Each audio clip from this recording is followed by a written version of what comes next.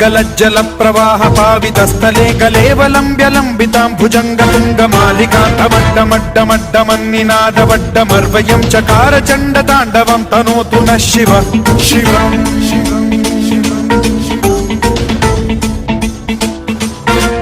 जटाभुजंग पिंगल स्फुरत्फणामणि प्रभा कदंब कुंकुमद्रव प्रलिप्त दिग्वधूमुखे मदान्ध सिंधुर स्फुरत्वगुत्तरीय मेधुरे मनो विनोदमद्भुतं बिभर्तु भूत भर्तरी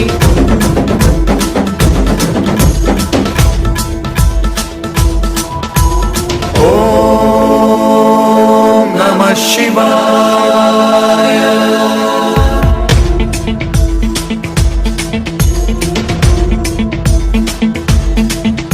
सदाशिवं भजाम्यहं सदाशिवं भजाम्यहम् ॐ नमः शिवाय।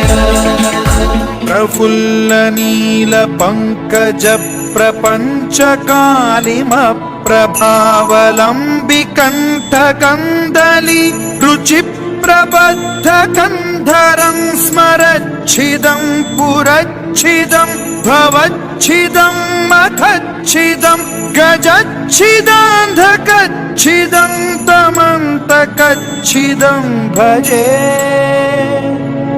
अखर्व सर्वमङ्गलाकलाकदम्ब मञ्जरी रसप्रवाह माधुरी विजृम्भणा मधुव्रतं स्मरान्तकं पुरान्तकं भवान्तकं मखान्तकं गजान्तकान्धकान्तकं तमन्तकान्तकं भजे।